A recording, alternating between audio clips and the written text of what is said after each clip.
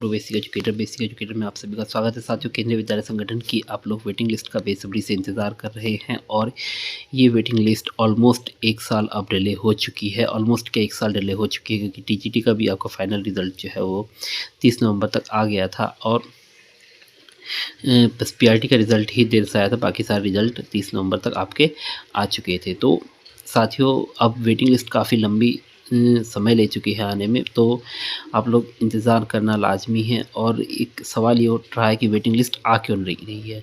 तो मैंने पिछले वीडियो में आपको बताया था कि वेटिंग लिस्ट आपकी आएगी, बट इसमें एलडीसी का एक पेज फंसा हुआ है। तो इसी बीच में अब इनके जो रेगुलर प्रमोशंस होते हैं वो भी अब बीच में आ गए थे, जिस वजह से आपकी जो ये वेटिंग लिस्ट की रिक्रूटमेंट का जो डायरेक्ट रिक्रूटमेंट का जो वेटिंग लिस्ट है वो रुकी हुई थी।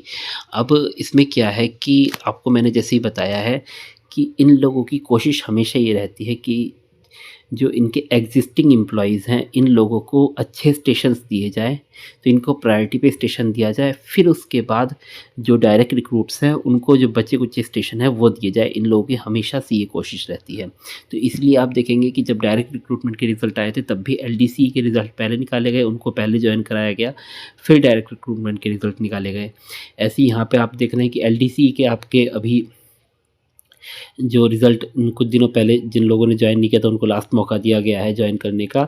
और इसके साथ-साथ इनके जो प्रमोशन, रेगुलर प्रमोशन होना था, वो भी अब बीच में आ गए थे। उन लोगों को भी अब ये लोग पोस्टिंग देने का काम कर रहे हैं और आज उसके लिए नोटिफ़िकेशन भी जारी हुआ है केवीएस की वेबसाइट पर। और मैं आपको बताता हूँ कि ये जो इनकी कोशिश है, इनकी जो एक्सरसाइज़ रहती है, ये यही रहती है कि इन लोगों को पहले जो हमारे एग्जिस्टिंग एम्प्लॉइज़ हैं, इनको एक्कोमोडेट करें और फिर उसके बाद जो है वो वेटिंग लिस्ट उसकी जारी करें, जिससे कि जो बचे हुए स्टेशन हैं उनको दिए जाए, प्रायोरिटी स्टेशन जो है हमारे एग्जिस्टिंग एम्प्लॉइज़ को दिया जाए। ये बात मैं अभी आपको दिखा देता हूँ, बट अब सवाल वहीं पे रह जाता है कि वेटिंग लिस्ट कब आएगी। तो इस पर हम चर्चा कर लेते हैं। अभी देखिए, इस प्रकार से आप देख पा रहे हैं स्क्रीन पर कि सब स्टाफ से जेएसए के प्रमोशन के लिए, जेएसए से एसएसए के प्रमोशन के लिए और एसएसए से एएसओ के प्रमोशन के लिए आपका जो लिस्ट है वो जारी की गई है। तो मैं आपको एक स्क्रीन डाउनलोड करके दिखाता हूँ नोटिफिकेशन। तो यहाँ पे देखिए, ये आपका जारी किया गया है। तो इसमें आपका जो ज्वाइन करने की जो इनकी तिथि बताई गई है वो दिया गया है। देखिए, 9 तारीख तक इनको अपना कन्फर्मेशन देना है कि ये ज्वाइन कर रहे हैं या नहीं कर रहे हैं, और 17 तारीख तक इनको हर हाल में ज्वाइन करना है वहाँ पे कार्यभार। अगर 17 तारीख तक ज्वाइन नहीं किया तो इनका जो ऑफ़र है, ऑफ़र ऑफ प्रमोशन, ये जो है कंप्लीट आपका जो है वो वापस हो जाएगा। अब मैं आपको बताता हूँ कि प्रायोरिटी स्टेशन कैसे देने का प्रयास किया जाता है। अब जैसे कोई बंदा मेरठ में था, ऐसे जेएससी के पद, वो एसएससी के पद पर, अब एएसओ में उसका प्रमोशन हुआ तो उसे मेरठ ही दे दिया। राजकोट का बंदा था, अहमदाबाद दे दिया। और ये देखिए, एएफएस चकेरी, ये चकेरी शायद आपका कानपुर में है, तो इसको आसपास लखनऊ रहता है तो लखनऊ दे दिया। तो मतलब जो भी कोशिश की जाती है कि जो नियरेस्ट स्टेशन अवेलेबल है वो इनको दिया जाए। अभी और भी मैं आपको दिखाता हूँ। जेएसए से एसएसए के पदों के प्रमोशन की लिस्ट आपको दिखाता हूँ मैं यहाँ पर। तो देखिए, इनको भी 17 तारीख तक का दिया गया है। तो इलाहाबाद के पास कोई चौकी, अगर कोई जगह होगी तो चौकी दिया गया है। देखिए, यहाँ पे लेखा पानी था तो लेखा पानी का लेखा पानी में ही दे दिया, इनको एसएसए बना दिया।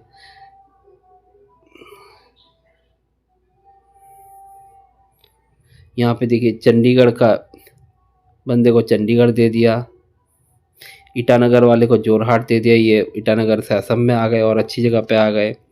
तो आप देखेंगे कि कोशिश ये की जाती है कि जो इनको आसपास का, अगर मतलब इन्हें वहीं पे रहना है तो आसपास का स्टेशन दिया जाए, या इनके जो चॉइस वाला स्टेशन है वो इनको प्रमोशन में दिया जाए। अभी और मैं आपको दिखाता हूँ। जेएसए से एसएसए,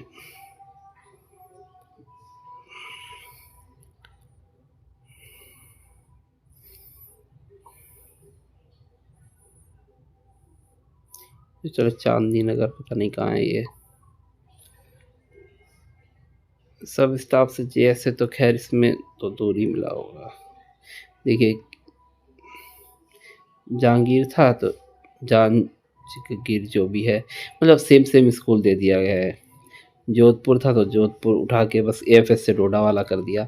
तो मतलब कुल मिला के बात यही है कि सेम कोशिश की जाती है कि उनको सेम स्कूल, सेम स्टेशन या आसपास का जो भी कन्वीनिएंट हो वो उनको दिया जाए।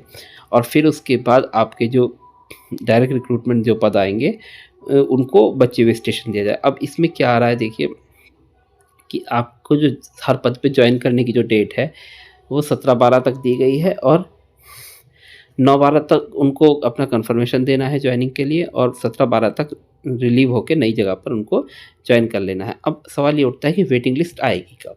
तो मैं आपको बता दूँ साथियों कि चांसेस तो ये हैं कि आपकी 9 तारीख से पहले तो आ ही नहीं सकती है वेटिंग लिस्ट, ये मान के चलिए। तो क्योंकि ये लोग अपना जॉइनिंग करने का वो देंगे, कन्फर्मेशन देंगे, उसी के बाद वो माना जाएगा कि वो स्टेशन क्लियर है या नहीं है, उसके बाद ही आप लोगों को जॉइनिंग दी जाएगी।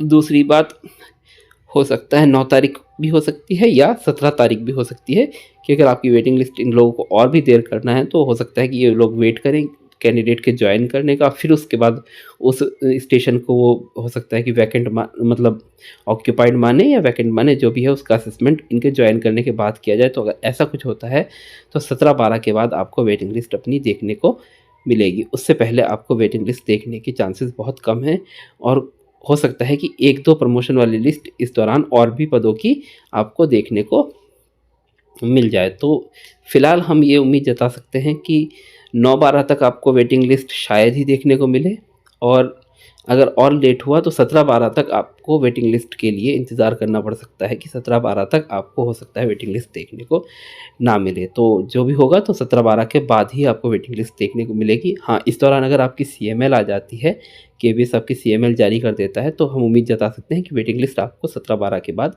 होपफुली जल्दी देखने को मिल जाएगी। बट बाकी चांसेस अब 17/12 से पहले बहुत कम ही लग रहे हैं कि 17/12 से पहले आपको वेटिंग लिस्ट देखने को मिलेगा। हो सकता है अब उसके बाद ही आपको वेटिंग लिस्ट देखने को मिले।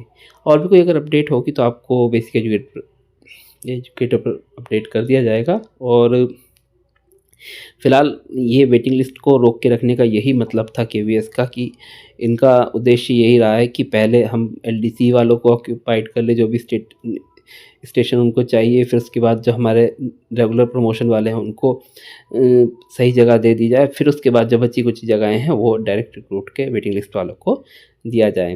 तो फ़िलहाल 17 तारीख से पहले वेटिंग लिस्ट की उम्मीदें काफ़ी कम लग रही हैं और बस हम इंतज़ार करते हैं कि सीएमएल अगर आ जाए इससे पहले तो हम चीज़ें पॉजिटिव होते हुए देख पाएंगे। चलिए, अगर आपकी क्वेरी है वेटिंग लिस्ट को लेकर तो कमेंट कीजिएगा और चैनल को सब्सक्राइब कीजिएगा। अगर आपको हमारा काम अच्छा लगता है तो वीडियो को लाइक कीजिए, अपने एस्पिरेंट साथियों के साथ शेयर कीजिए। और अगर आपकी फिर भी और भी कोई बड़ी क्वेरी है और आप मुझसे बात करना चाहते हैं तो हमारे साथ आप टेलीग्राम पर भी जुड़ सकते हैं। टेलीग्राम का लिंक वीडियो के डिस्क्रिप्शन में दिया गया है। Thanks for being with basic educator.